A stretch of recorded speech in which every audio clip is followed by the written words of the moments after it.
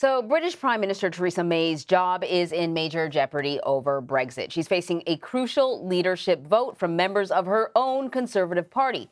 If she loses, she'll be ousted as party and government leader. She defended her job during a fiery Q&A session in Parliament earlier. Labour Party leader Jeremy Corbyn questioned the PM about what progress is being made on Brexit negotiations with the EU. I did travel to Europe yesterday and meet a number of heads of government in the Commission and the European Union Council. That's precisely because I had listened to concerns that were raised in this House and have taken those concerns to Europe.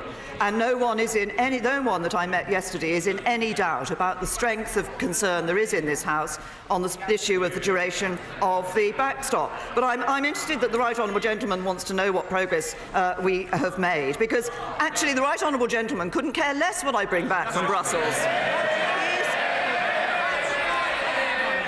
He's being clear. Whatever comes back from Brussels, he's going to vote against it, because all he wants to do is to create chaos in our economy.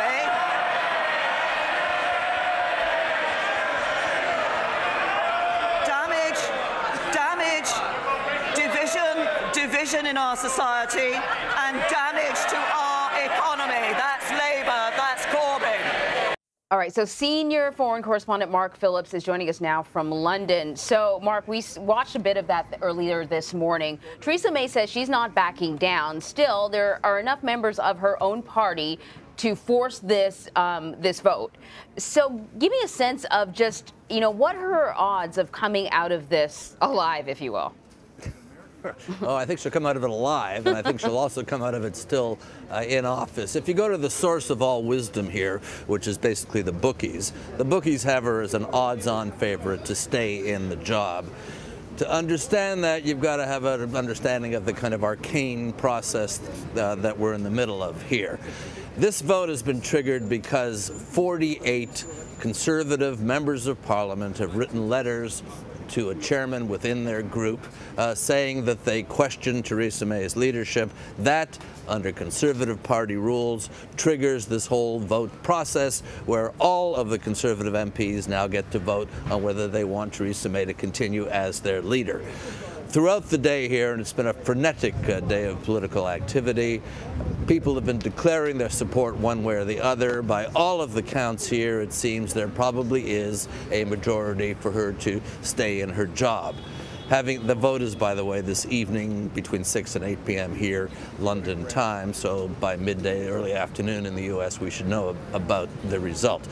Whatever the result, though, win or lose, this is a lose-lose proposition. If she loses, and the declarations until now appear to be inaccurate, then she's out. If she wins, she's weakened, having gone through this whole process, and that puts her in a position with still more problems as she continues to try to get extra concessions from the European Union to get an agreement on leaving the EU that she can get through the Parliament, which is where this whole thing started.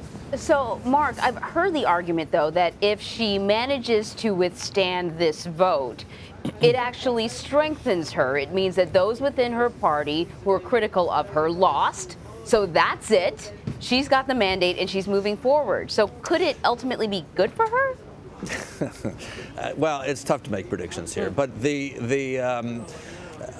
I've heard that argument as well. This was triggered by the right wing of the Conservative Party, the so-called European Research Group, which are the people calling for the hardest, quickest, most extreme, if you will, solution to the Brexit problem, just to walk off the cliff we're leaving, the kind of drop off the Keeley, I suppose, approach to Brexit.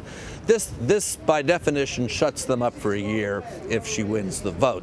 But it still doesn't solve the essential problem, which is that her deal satisfies neither the right wing of her party, who want to leave and leave now, and more moderate members of her own party who think Brexit is not a terrific idea and want the softest possible exit from Britain from the EU with the most substantial trade links maintained. It's the dilemma not just within her party, but primarily, but also that the whole House of Commons is facing. So no, I can't see how she comes out of this stronger. She may shut up the right wing, but it doesn't, of her own party, but it doesn't make her any closer to getting any kind of deal through the Commons. And of course, the clock is still ticking, because one way or another, the way it now stands, Britain will leave the EU at the end of March of this coming year, and that, unless something dramatic happens here, will not change.